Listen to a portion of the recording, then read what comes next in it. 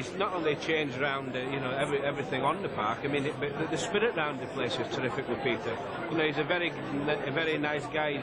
He's very easy to talk to. He'll talk to anybody or everybody. He'll give somebody a little bit of his time, and I think everybody appreciates that. This was a major decision that had to be made about the changing of the club. And to be fair to him, you know, he stood up and he did it, and you've got to give him full credit for that. Peter has been a fan of Leeds United almost as long as I have. You know, I think it's common knowledge that he camped out all night in 1965 to make sure of getting a ticket for the FA Cup final against Liverpool. So I think that stands him in good stead, because, you know, I think supporters know that he's as keen for success as they are, and they appreciate the success just as they do. He's experienced life on that side of the fence, as it were, and even now he's sort of in the position of authority that he is.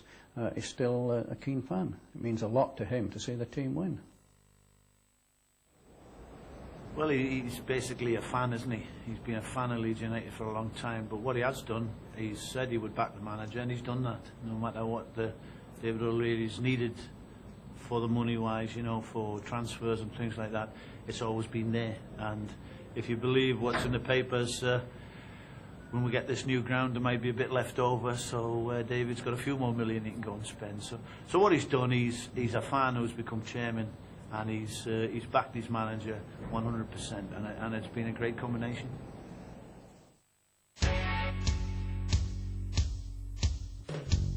I love Leeds United, and don't make no mistake, whether it's Nigel Martin, David Harvey or Gary Spray. Got a picture of Billy Bremner, I got a signed one of Johnny Giles to see Leeds United a crawl 150 miles. So I wonder, what was it the great Don said to make Terry Cooper cry? Did he tell him Norman Hunter's tackles could make a sumo wrestler fly?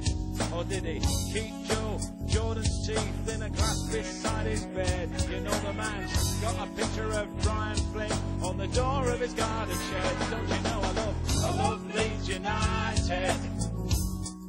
I'll lead you till I die. I love Leeds United. We're the last club that won the league under Howard Wilkinson and 10 goals from Gary Speed. You know that now David O'Leary's here. We got Rio Ferdinand. We'll be playing Champions League. We'll be the best team in the land. Don't you know I love Leeds United. I'll lead you till I die. I'll lead you till I die.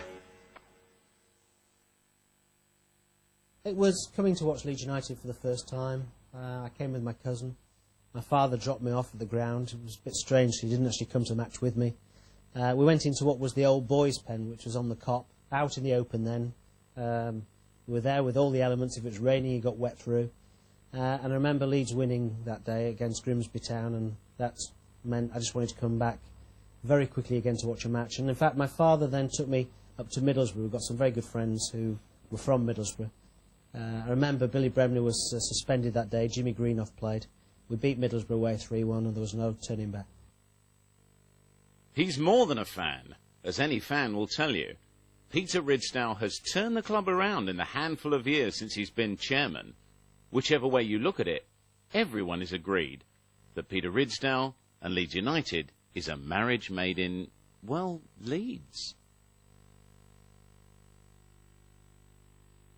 We played a friendly game against Juventus when John Charles came back to us, and that was, I believe I'm right in saying, late 50s. Somebody needs to check that out. And that was just a very special night, and that was the only time I've seen what everybody tells me is the best ever player to play for Leeds United.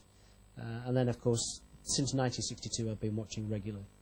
But of course in 62, when I first started supporting Leeds, we were in the old second division. The 63-4 season was when they got promoted as champions, and that's when I first remembered the bitter rivalry with Sunderland. We came up as champions, Sunderland came up as runners-up. And then magically we went straight from champions of the second division to runners-up in the top flight, the First Division, to Manchester United on goal average in those days, and our first ever cup final. And the most distinctive memory of that first season, was the queuing overnight for my cup final ticket. We played here at home on the Saturday. Tickets went on sale the following morning, the Sunday morning. I came straight out after the match, got my sleeping bag. The queue was already all the way around the ground, all the way around the car park and up Elland Road, outside what used to be called Jackson Boilers. And I was there, and it was 2 o'clock the following afternoon before I got my ticket, and that was a very, very special moment. Leeds had never been to Wembley before. The game itself, I was so excited. We didn't play well. It's the first ever cup final to go to extra time. Until Billy Bremner equalised in extra time, frankly, it hadn't been the greatest of finals. Gary Sprake had a great game that day. We had an injury very early on. I think Jim Storey had been doubtful before the match, and Don Revie risked him, and he was injured very early on and a passenger for most of the game. These are pre-substitutes, so we'd had no opportunity to put a substitute on. And we got beat 2-1 with a goal from Ian St John, which that flying header is sort of one of those photographs that's always goes down in memories of cup finals. I mean, it was obviously a great winning goal, but disappointment. But after the match, it was almost like it was a blur. I couldn't remember it, because the occasion was so exciting to me, taking in, going to a cup final, going to Wembley, the Twin Towers. Just the whole day was just so exciting. I haven't kept the 72 cup final programme or the ticket from 65, but 39 years of regularly watching Leeds United, you just can't take away those memories. And that's why when we've been trying to look forward to the new ground, and people have said, you know, Elland Road is our home. Of course it is, but I've moved home a number of times. But you can't take away memories from people, and they will retain, you know, I'll retain those forever, and other people will as well. But some great times, and those memories, you can almost pick out every year there's something very special. You know, the time when Bobby Collins broke his thigh in the Torino European tie early on, first season in Europe. I was devastated, couldn't believe it had happened. You know, getting to Wembley was very special. The goal that was disallowed by Peter Lorre at Villa Park in '67, the semi-final, I'll never ever forget. Then you go through winning the championship in '69, which was special. Eddie Gray's performance, and then Gary Sprake's mistake in the 70 Cup final. David Webb's winner at Old Trafford. You know, you can go through every year, there's something you can pick out all the time. Alan Clark's header in the 72 Cup final. But funnily enough, that's not the most abiding memory. The most abiding memory to me is Mick Jones being helped up the steps to get his winner's medal with his arm in a sling, and the pain on his face. But he was desperate to go up and personally receive that medal. It was the Centenary Cup final. It was one of the few cup finals that the Queen had personally attended, and the Queen gave Mick Jones the medal. I'll never forget that moment, and the tears in my eyes, not because I would have won it, but just seeing him go up and do that was a very special moment I'll never forget. Obviously there's some low points. 75 European Cup final, Paris, losing, which was devastating, and also, you know, a dark day in terms of our supporters' behaviour that day. Getting relegated, I thought I'd never get over. I just couldn't get my mind around not being in the top flight, because I'd seen this side at, you know, a period of great success, and here we were being relegated to the then second division. Some great proud moments. The game at Bournemouth, where my son Matthew was the mascot that day. There's a little story behind that, because he'd been mascots at the home game to Newcastle here in the same season. And we beat Newcastle 1-0, and the centre-forward scored the winning goal, but the centre-forward that day was Ian Baird. And when we went down to Bournemouth, and we had to win to guarantee we were going to get promoted subject to the other results, and we'd already selected a mascot for the game. And I'm a bit superstitious, so I said, look, let my son also be mascot, because the last time we won, and it's so important. And we won 1-0 that day, and the centre-forward scored the winning goal, but that day it was Lee Chapman, but same season. So that was a very special day for me. He'll talk to anyone about Leeds United, and on the day we spent with him, Peter Ridsdale was talking to the whole of Leeds on a BBC radio phone-in hurriedly organised in response to the 87% supporters' vote in favour of a move away from the club's ground for the last 80 years. Ellen Rhodes. Well, good afternoon and welcome. This is Liz Rhodes with you on BBC Radio Leeds this lunchtime for a very special phone-in. Now, if you've been listening to Radio Leeds, you will know that today Leeds United chairman Peter Ridsdale announced the result of the fans' ballot as to whether or not the Premiership club should stay or leave its Elland Road home. A resounding 87... An important day for me today. Obviously, this is a momentous occasion. The most important factor is the fact that it's our supporters who made the decision, not the board.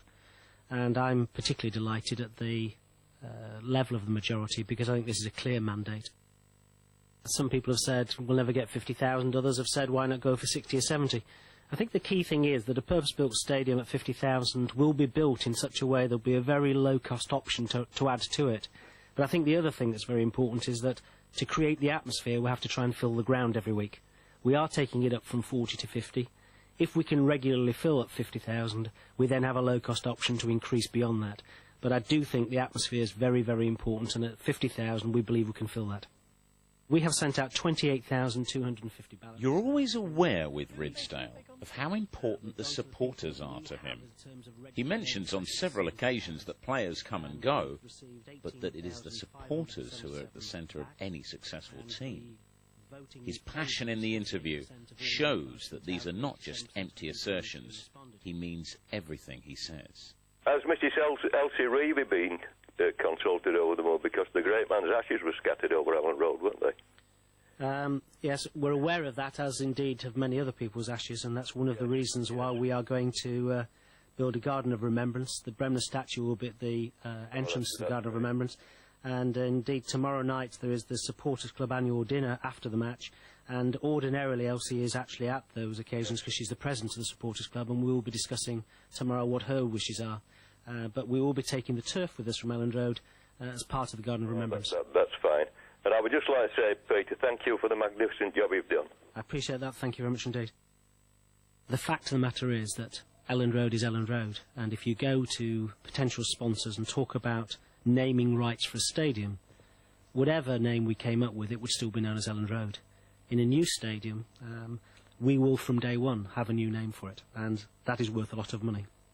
It's that that gives us the opportunity to build the stadium, the opportunity to keep season tickets at sensible prices, and indeed to have investment for David for team building. We sit down next week, we sit down with the City Council, we sit down with the landowners, and we start to get planners in to develop this unique opportunity to create something that's going to be a lasting testament to our supporters. Peter Ridsdale, chairman of Leeds United. Communication with the fans is the priority, and the afternoon phone-in seems to have indicated that despite the supporters and players' emotional attachments to one of the most historic football grounds in the world, Leeds have to move if they're to successfully compete with the top clubs in Europe.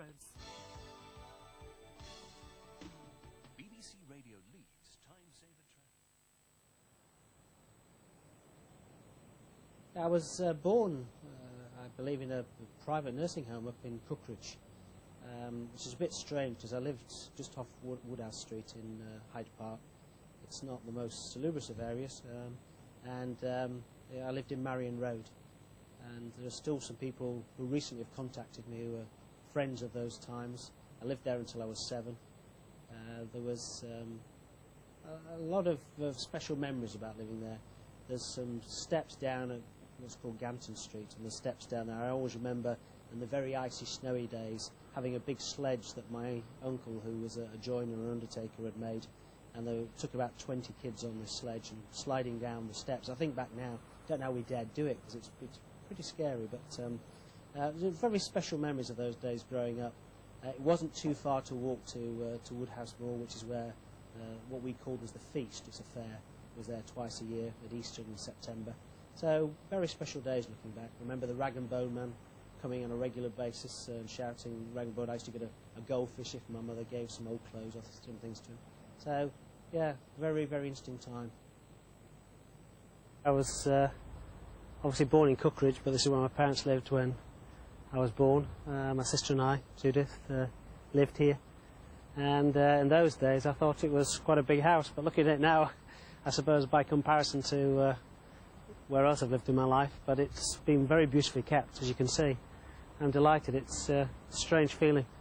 And just 2 doors away is where my godmother lived, and one of her 2 sons came to the match on Saturday, so strange, isn't it, being standing here and seeing Graham for the first time in years last weekend. The most amazing thing about it is that the people who bought it off your parents are the same family that live here now. Can't believe that. 1959, absolutely incredible. It's strange because people, when they heard we were moving, said we were going posh, we were going up market, and I was abandoning my roots, which was I never thought of as a 7-year-old boy. But some very fond memories have been here, and the steps up here where we used to come down the sledge in the snowy days. And you did yourself a little bit of damage there quite a few times. yeah, we certainly did, and I used to walk up the steps and then take a left and walk down there to Quarry Mount School, which is a school I went to from 4.5 to 7 when I moved up to Headingley County Primary. There they used to, in the first year when you were 4.5, you used to get cod liver oil straight after lunchtime, and then they used to put you to bed on these camp beds, and I could never sleep. And you're supposed to have a sleep for an hour. I could never sleep. Nobody remembers, but these were gas mantle lampposts in those days, and we used to chalk wickets on them and use them for cricket. And on here we used to have bonfires on bonfire night, actually in the road. Actually in the road. These were all cobbles in those days. We used to have on bonfire night, we had a bonfire here in the street, and nobody thought about it now. Of course, it wouldn't be allowed.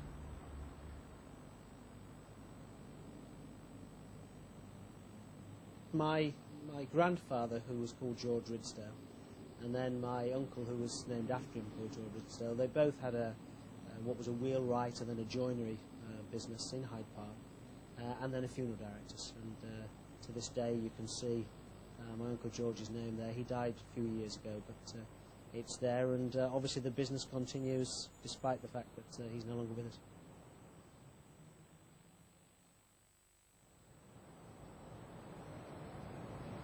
This was your school from when till when? Came here in 1963 and left in 1968. I was so proud to pass my 11 plus and to come here, that all that summer, from going from primary school to starting here, every time I went out I wore the school blazer from the new school. I was so proud of it. And I had the striped, black and red striped blazer and a school cap, and on my first day here, the 5th formers laughed at all the new boys, grabbed your caps, stuck them in the puddles and stood on them, and I never wore a cap again. It was so disappointing. One day only? What did you tell your parents when you took it back? Well, I just told them what had happened, and I suppose they just understood that that was unfortunately what happened at schools in those days. You used to have to wear short trousers until you were 13, and then at 13 you were allowed to wear long trousers. And that was a bit of a problem because I was quite a big lad, and 11 and 12-year-olds wearing short trousers to school every day. It's not something that today I think my sons would have put up with. But you can tell when you walk in, it just brings you back straight away, doesn't it, as you smell it when you walk in. And the headmaster was called Frank Holland. We always used to call him Cheesy. I suppose we thought it was funny at the time. But he was very stern, bald-headed, glasses. And the one thing he never wanted to do is to be called the headmaster study, because that meant the slipper. And that used to scare the life out of me. Did you ever get the slipper? No, I never did. Ever close? It was a great deterrent, very close. And in fact, 2 or 3 of our teachers at the time I used to bite my nails, and as a deterrent, they used to put your fingers on the desks and let the lids drop on your finger. I mean, if you think now, some of the things you put up with just wouldn't be allowed in schools today, but it turned out all right in the end. Do you still suffer the same sort of nerves before a Leeds game as you might have done waiting outside the head's office? No, I think outside the head's office was more nerve-wracking. Ofsted reviewed the Education Authority last year, came out with a report which was regrettably quite damning. The government decided to put together a joint public-private partnership to run the Education Authority, 50% of the directors from the council and 50% from a private company, which is Capita. And I was invited by the Secretary of State, David Blunkett, to become independent chair of Leeds Education Authority. We've renamed it Education Leeds, and we're doing our best, and I'm doing it for nothing because it's my opportunity to put something back into the city's education. Not exactly a long walk to home, so there were no excuses if you were sort of lingering, talking to the girls from the high school after school. No excuses for where you'd been before you got home. It's literally a 2-minute walk. Why didn't it work for your education, as you said it didn't really, or you were disappointed really with what happened to you? I was very, very heavy as a schoolboy. A lot of people used to poke fun at me, and I think it put me off lessons. I did very well at sport, so I put all my energies into sport, and I just didn't apply myself, frankly. I was obviously... I think if I'd have worked harder, I'd have done a lot better, but I didn't, and you get the consequences of not working hard, and maybe that's why I've had a very, very strong work ethic since I left school, because I realised I'd made a mess of it. One of the things that really made me try hard at sport was that if you didn't do well at sport, you were forced to cross-country run. And I have to tell you, I could not have run the cross-country for anything. So I didn't particularly like rugby, but I tried very hard and played rugby. Played, I say, a lot of cricket, and as a result of that, didn't have to do the cross-country running, which was a godsend for me. Now, what about cricket? Did you bat or bowl or both? I used to kick wicket. I initially opened the batting, kept wicket, and then eventually, because I kept wicket, they put me further down the order. But I used to be a reasonable wicket-keeper in those days, and I played in goal at football.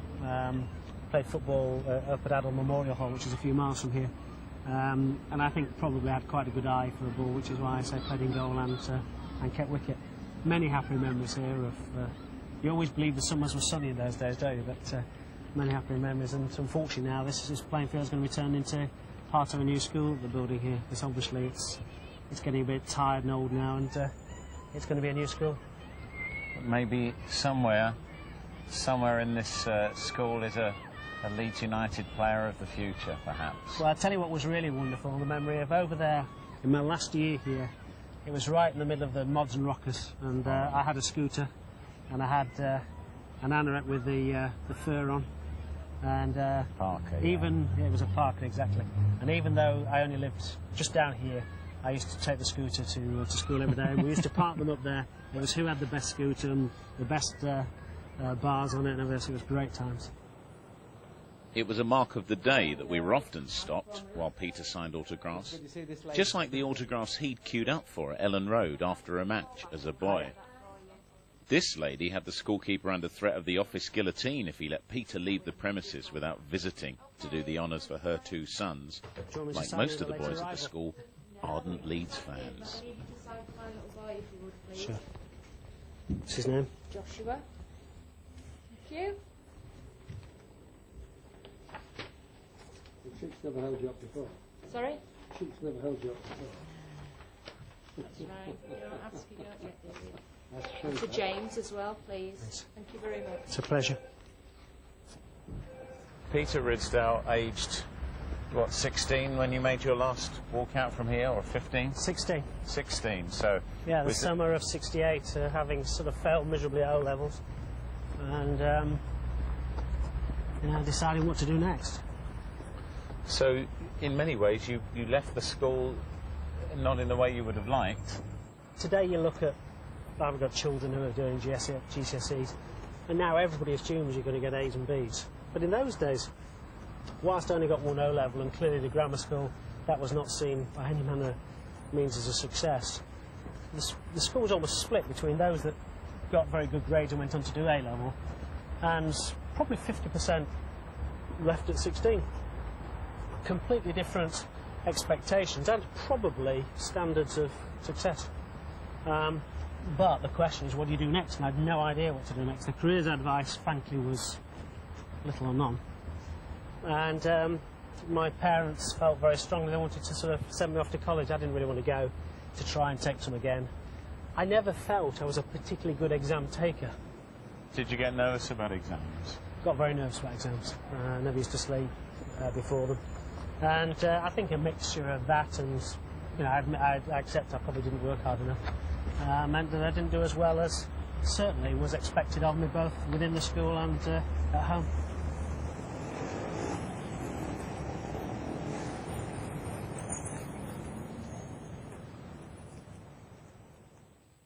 Peter was clearly moved by what he'd seen, and when we reached the second house he'd lived in as a boy, the enthusiasm for teenage days came back as though it had never been away. This is the house where I lived from 7 years old and left here when I got married in 1973.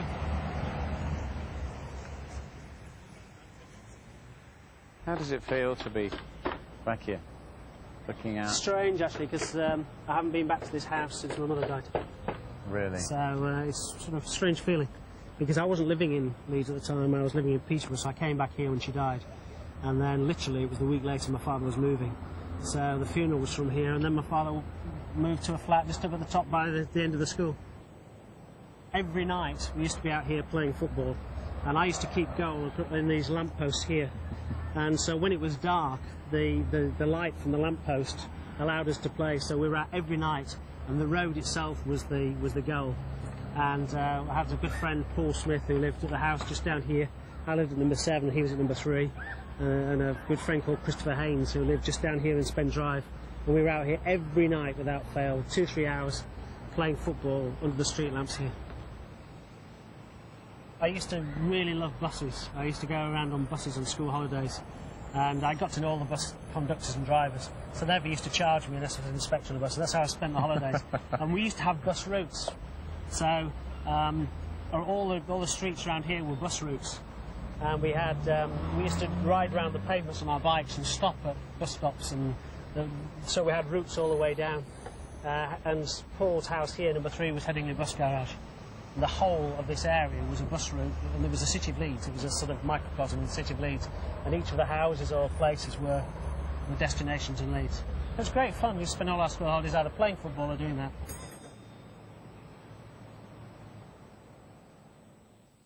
It seems hard to imagine that a young man in Leeds with 1 O-level in English language would ever become chairman of one of the greatest clubs in Europe.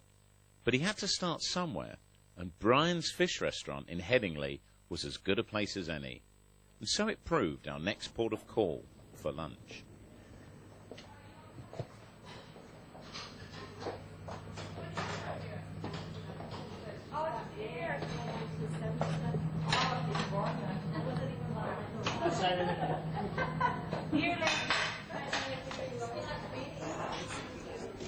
How did you end up getting a job here? Well, I knew Mr. Bryan quite well because his son John and I went to the same youth club just across the road here at St Chad's Church.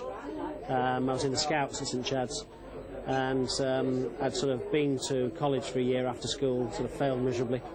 And the laugh was that my parents said, you better go out and get a job at Bryan's. So I talked to John, and a good friend of mine called Frank Robinson, who's since died. He was asthmatic and a very, very tragic death. We had a pop group going, and Frank and I got a job here. John got his father to agree to allow us. Initially it was supposed to be for a couple of weeks, ended up being for 4 months. 4 months. What was the group's name, by the way? Midnight Orange. Midnight Orange, what's that? And we used to wear orange shirts and then normal trousers. You've never thought of making that Leeds third away kit, have you? No, we haven't, no. What would be in an average day for you working here when you came along? Well, we started at 8, and in those days me getting up at sort of 6:30 or 7 was unheard of. We started at 8 in the morning. We used to fillet fish till about 1 o'clock. That was enough for the day, but then we'd stay behind, would put some of the marrowfat peas, would steep those in a bucket of water and everything to leave overnight steeping, and then we'd get away from here mid-afternoon, and then it was trying to get rid of the smell for the next few hours. So what happened between the beginning of you working here and, say, the last couple of weeks of you working? How had you sort of acquired the skills? Were you pretty good at doing it? Yeah, I was pretty good towards the end. Mr. Bryan used to come through and he used to examine the fish bones to make sure you got all the meat off properly and you'd actually filleted it properly, so every fillet was getting the maximum amount of meat off the fish. And that kept you on your toes as well, because they weren't easy. I mean, people look at employment laws now and how people are allowed to be treated. I have to tell you, you learn the hard way in those days. So, yeah, I became proficient very quickly. And have you since, in the safety of your own home and perhaps with knives that aren't nearly as sharp, had the job of filleting fish? Never. I haven't touched a fish since, I have to tell you. There's a particular way of filleting, and I could probably still do it today, but I'm not so sure. Be careful. Yeah, exactly. I was just thinking about that. So what are you going to order? I'm going to have a jumbo haddock, no chips, and I'm going to have some marrowfat peas. The fish was good and gave you the chance to ask Peter what he'd been up to that morning. Was it a typical day for the chairman? I was in London last night. Was up at 6:15 this morning, went to Heathrow, flew up, my first flight out. Had my first meeting at 9:30 with one of, Jonathan Woodgate's lawyer, because we've obviously got the retrial coming up shortly. then did an interview for the Evening Post for next week, then saw one of the agents who's got Ian Hart, he's got Nigel Martin, Paul Robinson and Michael Dewberry, and then took a few phone calls, then in the car to come down here. A normal sort of morning, really, nothing... It's been yeah, fairly packed in to put that into having flown up from London this morning, and I've got a meeting with the leader of the council this afternoon to talk about the new stadium. So, yeah, a normal day, I suppose. Aside from his work at Leeds United, Peter has recently become chairman of the Education Authority, and he sees a responsibility to the children of Leeds that he likes to instil in his players. We do have a rota by which days players will go out into the community, and then at the players' dinner at the end of the year where we have the presentations, one of the awards is to the best community the player who does most of the community. Who won that last year? Alan Smith won it last year. And he is fantastic. I mean, he went to school in Rothwell in Leeds, and he is wonderful in the community. But so are a lot of the other players. Rio's been outstanding since he joined. Oliver Decor and Mark Viduka are outstanding. But I don't think there's a player who really does not accept that it's a very important part. But I mean, for some of them, you must find it's one of the highest points of their week. Really. Well, I hope so, because you know these are people who look up to their heroes, don't have the benefits and privileges that the players have got, and if they can add a bit of magic to their lives by going to visit the school or seeing them, well, then I think it's a better response than anything else you can do. I mean, just to see the enthusiasm and the look on the children's faces. Inevitably, the conversation turned to Peter's favourite topic, the one closest to his heart, the Leeds fans. Reputations regrettably live with it for a long time, and we had a reputation a few years ago, which was probably deserved at the time. Regrettably, it has lived with us beyond what I think is fair. And I think our supporters, I mean, last year we played so many games in Europe, and yet I don't think there was a single incident involving our supporters. They were outstanding. We were taking up to 10,000 supporters away from home at any moment in time. But there are always the odd individuals who will let you down. And those individuals, we've been, I think, tougher than most clubs. One of the MPs came out and said we'd got more hooligans than anybody else because we had more restraining orders than any other football club. We can't even win. But we had more restraining orders because we take it very seriously and we stop these people coming to our stadium. So I'd like to feel we take a very, very positive stance to make sure that people who are inappropriate to have in the ground don't come back. We've got one of the few creches of any football club, so a family can come, leave the children in the creche and watch the match. And I think we've got outstanding supporters, but we will continue to weed out the odd individuals if they tarnish that reputation, because it's not acceptable to us. Supporters are the lifeblood of football, and despite the fact that today it is no longer true that they pay the players' wages to the extent they used to do. So as I say, TV revenues are double the gate receipts. I think that means that you can make sure supporters are looked after better, because you don't have to force the season ticket prices up. We mustn't ever forget our supporters, and we mustn't ever price them out of the market.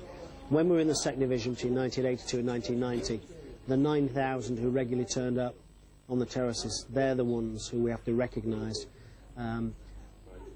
The corporate customers are very important to us, but they are harder to attract in difficult times. Our true supporters are there through thick and thin.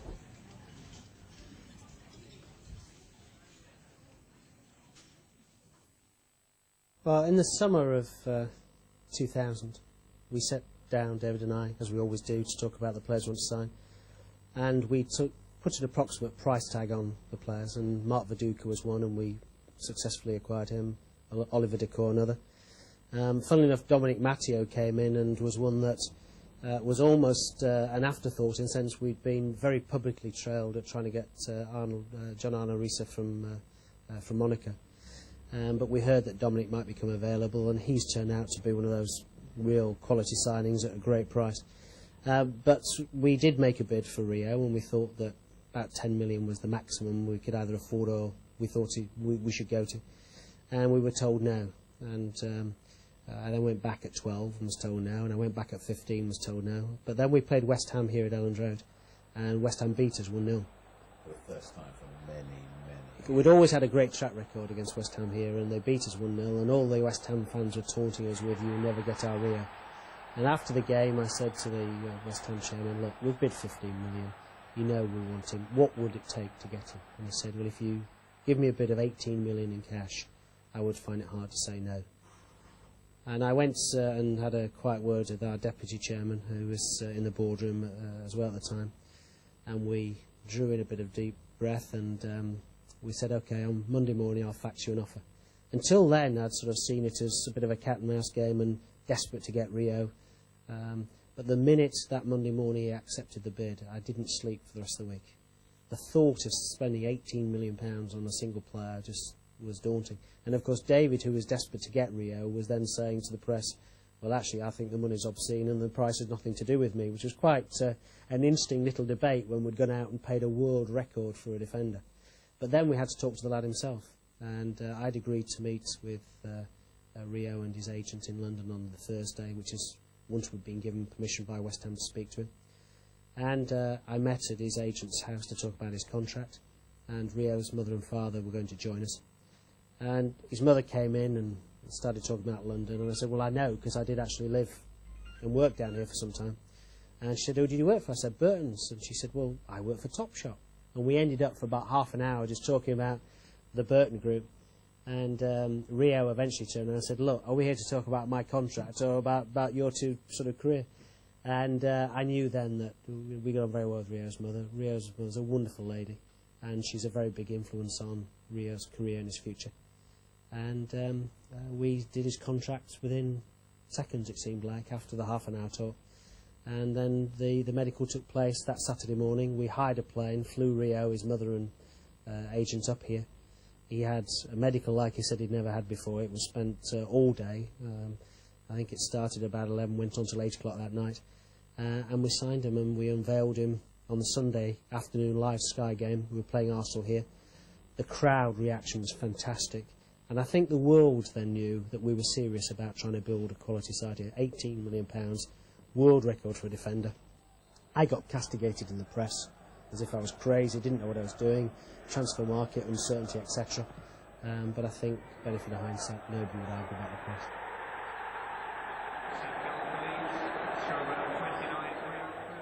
Well, in a strange way, you know, when we look back at the 60s and 70s, even though they weren't earning the sort of money we're talking about now, people still saw footballers and perceived footballers as earning a lot of money for what they were doing. I just have to accept that it's, you know, supply and demand, and that's the way it is. I mean, the fact of the matter is there's a lot of money in the game now, and players, which are rare talents, particularly the top players, are getting what they think and their agents think are right as their share of the cake. What I'm very, very keen to make sure is that the average supporter, the person who only wants to buy a seat, can afford to come. Because the day that they're priced out of this market is the day that football goes backwards. And players need to understand that, agents need to understand that, but more importantly, boards of directors need to understand that, because players can ask whatever they want, but it's up to directors and chairmen to make sure they only spend what they can afford. And it's easy to blame players, but why should you? At the end of the day, if somebody comes into me and says, this is what I want to be paid, if this club can't afford to pay it, we don't pay it. I think there are some agents. I think most of the agents that are problems are the ones who are not based in this country. But I think if you have the right relationship with agents and treat them properly, and also are pragmatic, well then, you know, you can live with them. We were pragmatic when Jimmy Hasselbank, who was a great player, decided he didn't want to stay with Leeds United because we couldn't afford to pay him what he thought he was worth. The club he would never leave. You know, we pragmatically accepted if we couldn't afford to pay him that, we had to get the most amount of money we could for him, and we did that. He went to Atletico Madrid, then back to Chelsea. And I think he feels a bit disappointed perhaps the way we treated him, but my view was we couldn't afford it. It was wrong. It was wrong in terms of parity with other players. So you get rid and you get on and you look forward. And that's what we did. And I think good managements have to accept that's the way it is. But I also think it's up to me as chairman and the board to look all the time for ways and means of increasing our revenue in a proper way so we can afford to keep the best players here at Leeds and attract the best players. And I think over the last couple of years, perhaps the step change we've made is we are now paying players and attracting quality players that perhaps when Jimmy was here we couldn't afford to attract and keep.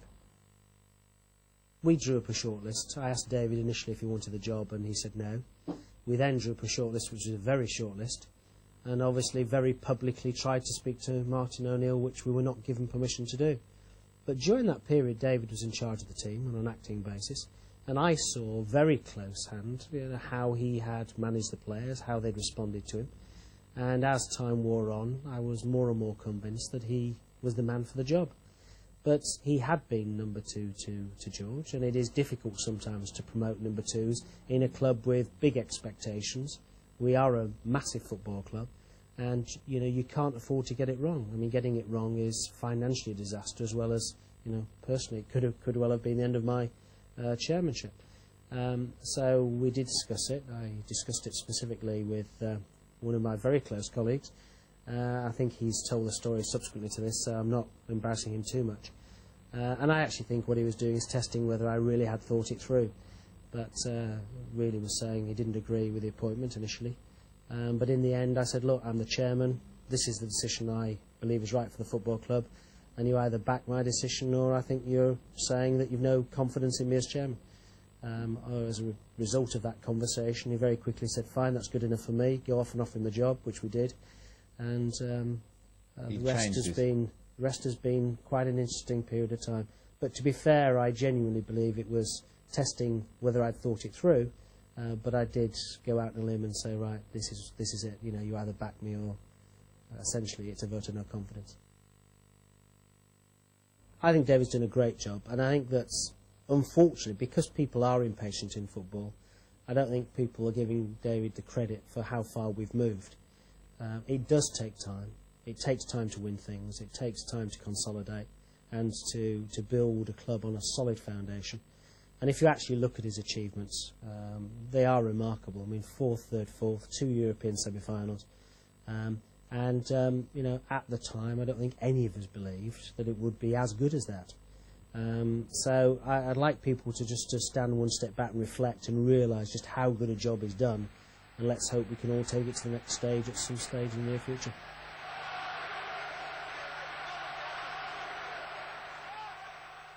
I was so desperate to get a signed football by Leeds United players.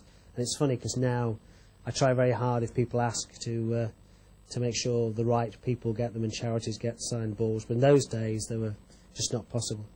And I went to this sort of youth club at the church in Buslingthorpe, and weeks and weeks and weeks of pocket money saved up to buy raffle tickets. I can't remember how many I bought, but loads and loads. I was convinced I would get a chance of winning the ball, but unfortunately I didn't.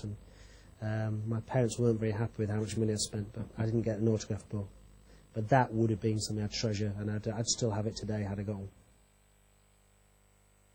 I don't kid myself, and I'm not naive. If we have a bad run, if we were struggling on the pitch, it is more difficult to be popular. I'm very grateful for the way that our supporters treat me. I try very hard to be open and honest with our supporters, and there's no doubt our supporters have been fantastic, and I'm grateful for that. On Wednesday, the 5th of April 2000, 2 Leeds fans, Christopher Loftus and Kevin Spate, were murdered before Leeds' UEFA Cup semi-final tie against Galatasaray in Istanbul. The appalling horror of the incident brought out an overwhelming reaction of sympathy from football fans around the world and brought Leeds United even closer as a community. As chairman, Peter Ridsdale found himself at the focal point of this heartbreaking situation during one of the club's darkest hours. It was a responsibility that he did not shirk, and it was a situation he will never forget. Istanbul is difficult because clearly that affects other people and other people's lives, because the tragedy that took place there has permanently scarred, other families. It is something that nobody can prepare you for, and certainly if you separate me as chairman of Leeds and just take me as an individual, I saw things that day that will live with me for the rest of my life. But I handled it as I saw fit. I handled it instinctively because, as I say, nobody can prepare you for what you're going through. And I was very grateful that, with the benefit of hindsight, both the press and our supporters felt that I had handled it in a way that was right and proper for the families and for Leeds United Football Club. David Spencer, who was our operations director, stood shoulder to shoulder with me through that at the hospital. He hasn't got a lot of public praise for what he did, but he was a tremendous support to me. And together we went through a very difficult period of time, a very difficult 2-week period, despite the fact that, you know, people just home in on the events around that game. Between the game in Istanbul and the second leg here, it was like almost living in one long dream, as if it was a single day. And after it, I felt physically and mentally wiped out.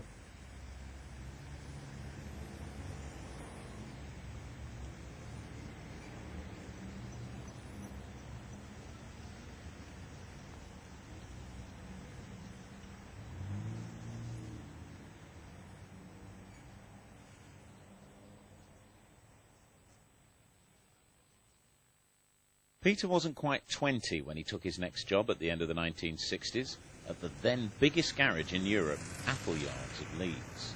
Funnily enough, this was the smart bit of Appleyards in my day. They used to have the Jaguar Daimler end here, and this building went right the way through to North Street, which is the other side. And we used to have Austin Rover, we used to have commercial vehicles, there was a coach building part, there was Jaguar Daimler here, and then they bought something called Rippon Brothers, which is a Rolls-Royce dealership. So it then had Jaguar, Daimler, Rolls-Royce, and it was the largest garage on a single floor in Europe. So between sales and servicing, we had 700 people just on this site here, another 700 people in Yorkshire. 29th of September '69 I joined in the personnel department, working for somebody who's been one of the biggest influences on my life, somebody called Jack Harrison, who, funnily enough, I spoke to last Friday. He's nearly 80 years old, and he was fantastic. He was the personnel director here, and he had a tremendous influence on my career.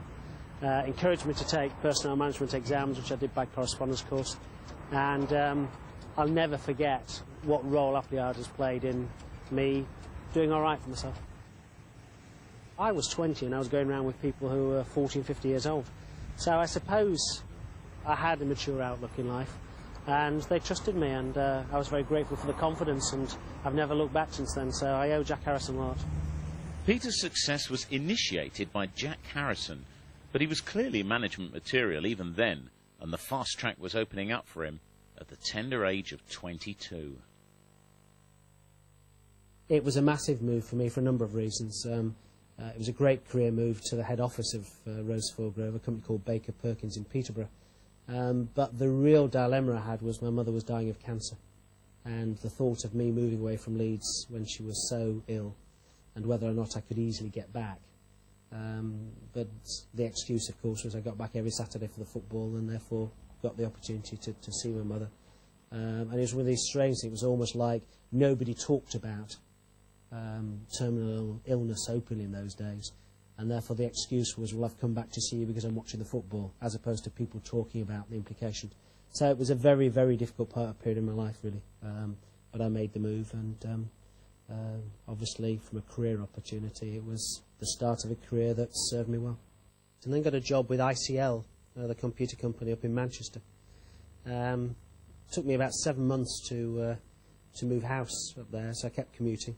But my 2 eldest sons were both born in Peterborough, and I then moved up to Manchester, and within literally weeks I got promoted from ICL down to London, and that took me right down to away from Leeds, really, you know, in terms of geographically. But again, every weekend I travelled back for the football.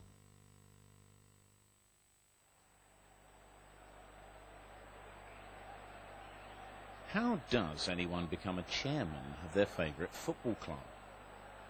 I had my third son, which was with my second wife, Matthew, and Matthew was coming here when he was 3 or 4 weeks old. We were in the second division, and I used to take him to what is now the Goal Line restaurant. We used to eat beforehand, feed him, take him out into the car, which is in the main car park, plug in the thing that heated his milk bottle, which is in the cigarette lighter in the car, take him into what is now the paddock, and our seats in there with the season tickets, and watch the match. And whilst I was in the Goal Line restaurant, we met the directors who were also eating there. They wanted to know why a young couple were bringing a baby to a match.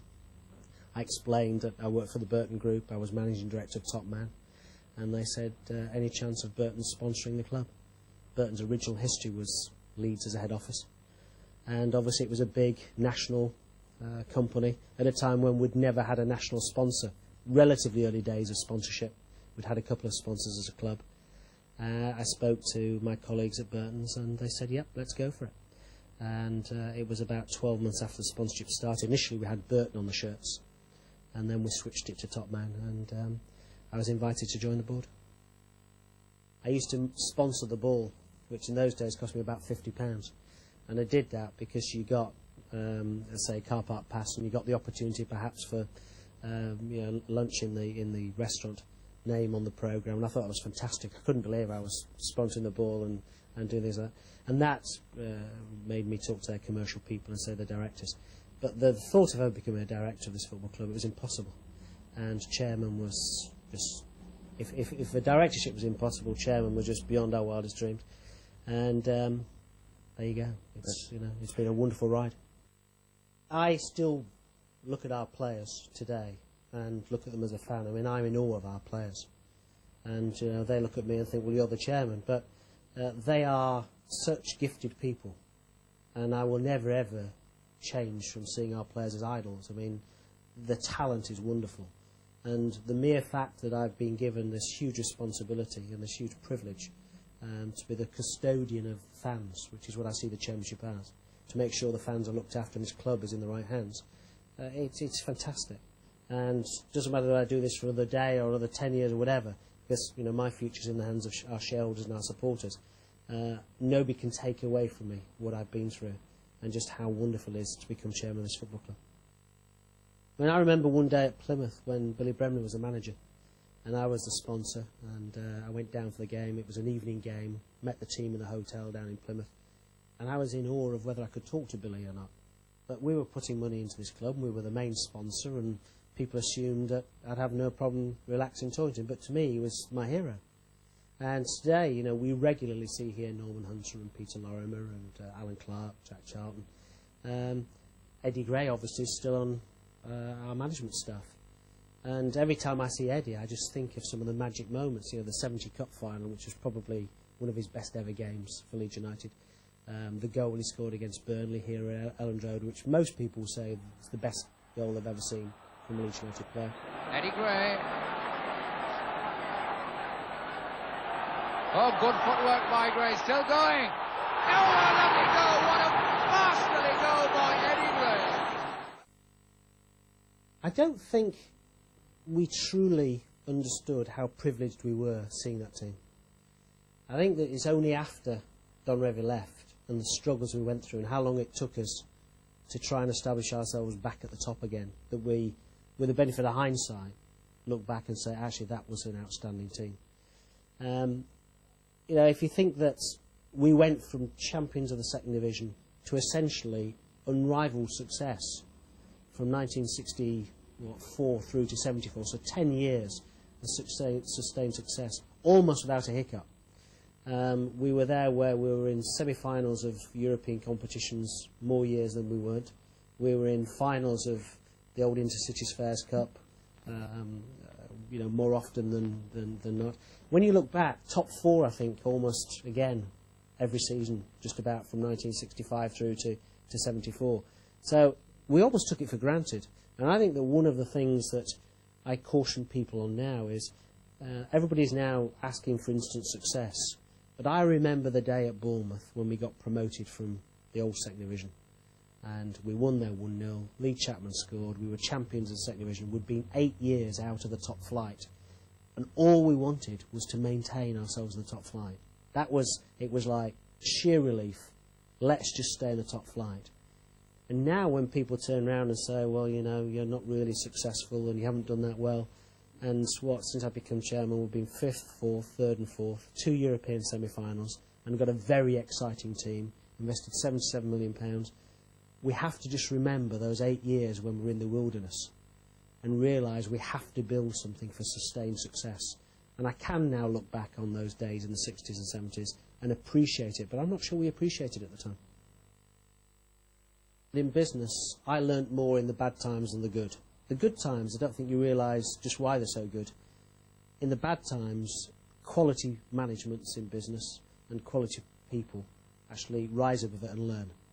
And I think the period that we learnt the most as football club was 1982 to 1990. That's when we were in the second division. That's when we were travelling to Plymouth and Shrewsbury. And no disrespect to them, Brighton. But the thought of then being able to play Real Madrid and Barcelona and you know, be getting through to semi-finals of the Champions League, we'd have the dreams in the mid-80s. You know, people have said we were crazy. That's how far we've moved. Everybody raises their eyebrows at this.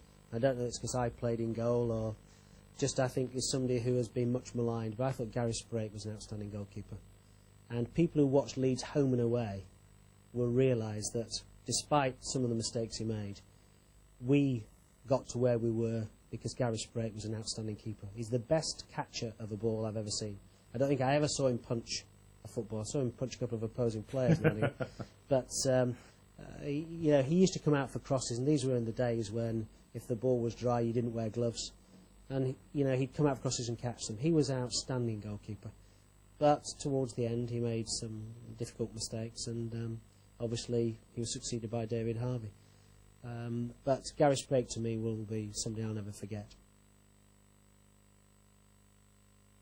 Well, I think the pace of the game was slower, and I think a lot of the injuries today are as much through the pace as opposed to injured because other players injure them.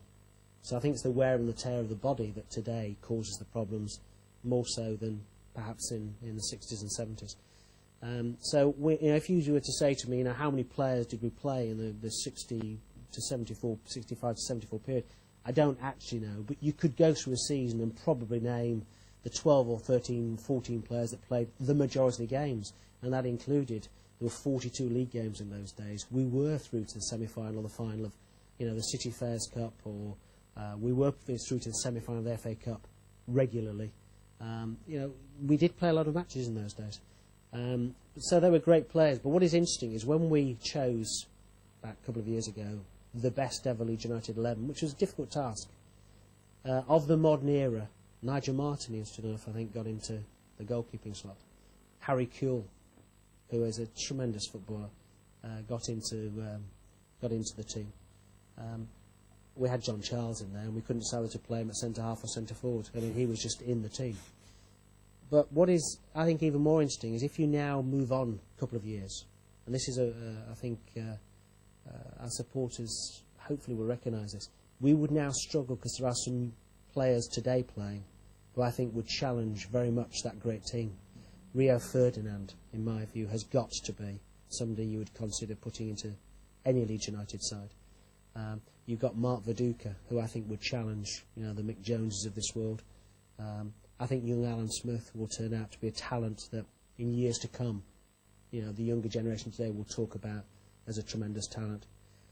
Harry Kewell's already made his marks. We've talked about him. Young Paul Robinson, I think, will also turn out to be a big challenge for, is he going to be one of the best goalkeepers ever? So I think that demonstrates that however good that side was, it was a great side. There are now players coming through that one would consider in the same breath, and I hope therefore this team turns out to be considered in the same breath as the REVIE team, and that David goes on to be one of those managers that will go down in history as one of the greatest managers.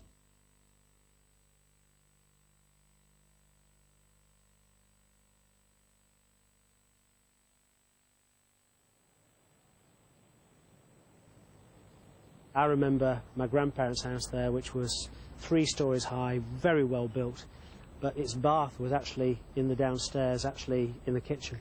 So and you lifted a lid up, and there was a bath underneath it.